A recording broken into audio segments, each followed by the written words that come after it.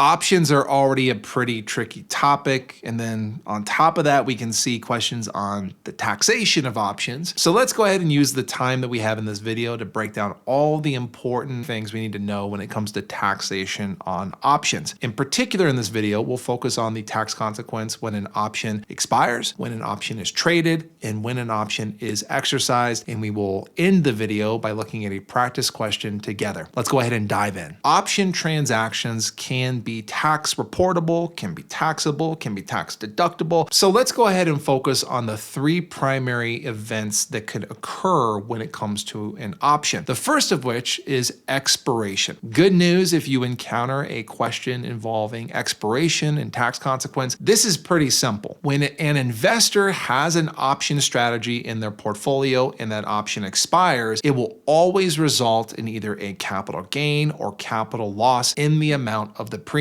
If an investor buys or goes long an option and that option expires, the premium is reflected as a capital loss when they report their taxes. If an investor sells, goes short, or writes an option, those all mean the same thing, and then that option expires, the investor will then report a capital gain in the amount of the premium. And that's it with expiration. Don't make it more complicated than it actually is. The second bucket we'll focus on here is what happens if an option is traded. Just because someone buys or sells an option doesn't mean they have to wait until it expires or until it's exercised for something to happen. If you go long an option, you can sell that option through a closing sale to someone prior to it expiring. Or if you go short an option, you can do a closing purchase and get rid of that position in your account by going back to the market and essentially buying back the same contract. When it comes to the tax consequence, all we need to figure out is what is the net premium. If the investor has a net debit, meaning that they spent more money than they brought in with the two transactions, meaning the front end transaction, the opening transaction, and the closing transaction, if they have a net debit on their hands, they will report that as a capital loss. If the investor has a net credit on their hands, meaning that they brought in more money with the two option transactions than they spent, that is a capital gain. For example, let's assume an investor writes one Jan 50 call at a premium of 4. When an investor writes an option, it means that they sold that option. So that's a $4 premium in their pocket. If the investor goes back to the market and performs a closing purchase, where they're basically buying back the same contract to get out of their obligation at a premium of 1, well, they sold the option up front for 4 and then bought it back later for a premium of 1. That is a net credit of $3 per share. Assuming there's one contract involved, they would report this as a $300 capital gain. When an option expires or it is traded before it expires, either way, the investor is locking in either a capital gain or a capital loss in the overall amount of the premiums that they paid or they received. And that's all we need to know for those two initial buckets. The third and last bucket, which is when an option is exercised, is our most complex bucket. When an option is exercised, that might be the end of the option itself, but there is a stock transaction that is unfolding, and that is the main thing we need to focus on when we talk tax consequences of an option being exercised. Depending on what the investor is doing during the exercise, they will either be establishing cost basis or sales proceeds. They establish cost basis if they're buying stock through the exercise, and they will be establishing sales proceeds if they are selling stock through the option exercise. Let's go through all 4 basic options to make sure we feel really comfortable on the tax consequences of each type of exercise. We will focus first on a long call, which involves the right to buy stock at the strike price. When a long call is exercised, investors buying stock, so the investor will be establishing cost basis. For example, let's say an investor is long a 50 call at 4. If they exercise that 50 call, they're establishing an initial cost basis of 50 on the stock. Right? They're buying the stock at 50. But one thing we always have to factor in is the premium as well. Not only did they buy the stock at 50, but they also bought the option premium for 4. We have to put both of those together to finally determine that in this scenario, the investor is establishing a $54 per share cost basis on the stock when this long call is exercised. A little trick that could help you with this question is if you understand break-evens on options, The break even of the option is going to be what you report as a tax consequence. The break even of a long 50 call at 4 is 54. And guess what? If this long 50 call with a premium of 4 is exercised, the investor is establishing a cost basis of 54. Next, let's look at short calls. A short call is the obligation to sell stock at the strike price. So the key here is stock is going to be sold if the option is exercised, which means the investor would be establishing sales proceeds on that stock position. Let's say that we have a short 50 call at 4 and the investor is assigned, also known as exercised. The tax consequence would be an initial sales proceeds amount of $50. That's what they're selling the stock for, but they'd also sold the option up front, so that brings their total sales proceeds to $54 per share. And if you use my trick again, the break even on a short 50 call at 4 is 54, and that happens to coincide with the tax consequence that we just figured out. Now, the last two option strategies we'll focus on will be puts. And puts are a little tricky. You'll see why here in a second. Let's focus on a long put. A long put gives the investor the right to sell stock at the strike price. Let's assume that we have a long 50 put at 4. If the investor exercises the put, they are going to be selling stock at that $50 strike price. And that is our initial foundation for the tax consequence here. It'll be 50. Now, the tricky part here is that we would be establishing sales proceeds. Remember, it's always a focus on what the investor is doing with the stock when they're going through the exercise. The investor bought the option up front, which feels like it should be cost basis, but at the end of the day, we're focusing on what the investor does with the stock. And the investor is selling the stock, which establishes sales proceeds on that stock position. Now, we can't forget that we have a premium involved here. The investor sold the stock for 50, but to be able to sell the stock for 50, they had to buy the option and pay that premium. So when you have a put, you want to subtract the premium from the initial starting point of the tax consequence. 50 minus 4 gives us sales proceeds of $46 per share. And sure enough, this is also going to line up with the break even of the option strategy. Break even of a long 50 put at 4 is going to be 46, which is also the amount of the sales proceeds established when the exercise occurs. Okay, last one, which is a short put. A short put comes with the obligation to buy stock. So if the investor gets assigned, they're going to be forced to buy stock, which establishes cost basis. Let's assume we have a short 50 put at 4. If an exercise occurs, they're going to be buying stock at 50,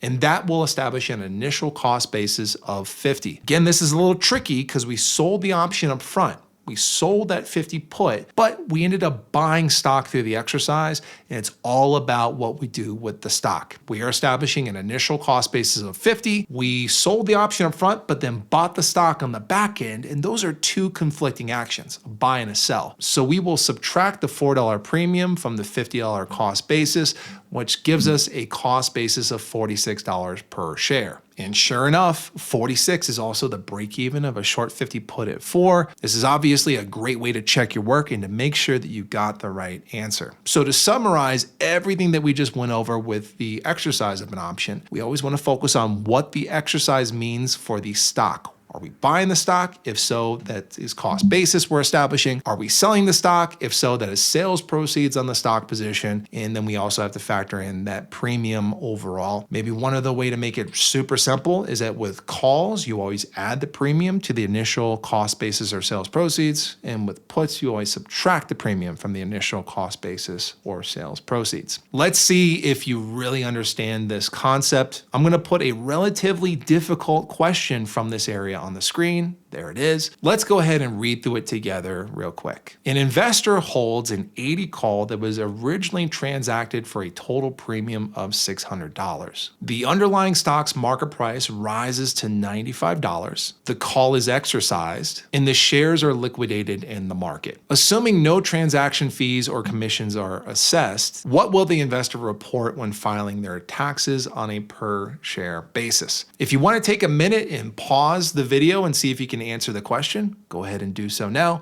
And when you hit play, we will break it down together. Okay, let's go ahead and look at it. The question establishes that an investor holds an 80 call. Now, if you know your options terminology, a holder or someone that holds an option just means that they bought that option or they went long that option. So this investor here has a long 80 call. They tell us that they paid a total premium of $600 On a per share basis, that would be $6. So basically, we have a long 80 call at 6 that the investor established in their account. Then they tell us that the underlying stock's market price rises to 95 and the call is exercised. We'll just pause at that point. That should totally make sense. Calls get exercised when the market price rises above the strike price. Call up, and we are 15 points above the strike price here. Now, if we look at the answers, we can see every answer involves both cost basis and sales proceeds. And that's because they give us a full picture here, but let's just focus on the exercise for right now.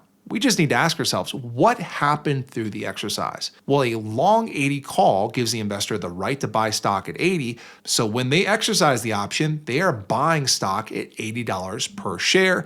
That matches up with cost basis. So their initial cost basis that they'll report is going to be $80 per share. Now, we can't forget about the premium. We have a $6 per share premium that's involved here. The investor bought the stock for $80 and they also paid for that $6 premium. So this long call being exercised establishes an $86 per share cost basis. Now, looking at the answers below, if we feel confident with that $86 cost basis, there's only one answer that includes that. And sure enough, spoiler alert, that is going to be our right answer here. Regardless, let's keep going through the question to make sure we understand the big picture. Not only did the investor exercise the call and buy the shares at 80, establishing a cost basis of 86 with that premium involved, but they also then liquidated the shares in the market. Now, the liquidation, also known as the sale of those shares, that's separate from the option exercise. That happens after the option is exercised, and that establishes its own form of a tax reportable event. An investor that simply goes to the market and sells their shares for 95, assuming there are no transaction fees or commissions involved, will just establish sales proceeds of $95 per share. And that should confirm that the answer that we think is the answer actually is the correct answer. One last thing we can do to confirm the right answer is the right answer is to make sure that the tax reporting matches with the overall scenario. Meaning that if I go long at 80, call at 6, and then the market price goes up to 95, a good question to ask ourselves is, what is the gain or loss if that occurs? Well, long 80, call at 6, market price rises to 95. If you put all that together, the investor can buy stock at 80, sell it at 95. That's a $15 gain minus the $6 per share premium paid. That will end up with a $9 per share profit. And that certainly matches up with our answer. If we have cost basis of 86 and sales proceeds of 95, that is a $9 per share capital gain being reported to the IRS. Now, that last part might be a little confusing given the fact that we talk so much about exercise establishing cost basis or sales proceeds, and that is still true. The exercise of this long call established a cost basis of 86. It's just that we took that extra step in this question and sold those shares that were purchased through the exercise, which overall reflects a $9 per share capital gain. That added step is what helps us put the big picture together, but still, the exercise of an option by itself will only establish cost basis or sales proceeds. Hi, I'm Brandon. If you enjoyed this video, then you'll love the courses I authored with Achievable. They include tons of real-world examples, more videos just like these on dozens of key topics, a built-in study planner, hundreds of chapter review questions, and unlimited practice exams. Our courses are competitively priced, and you can try them out for free first to see if our style is the right fit for you. Follow the links below in the description to get started.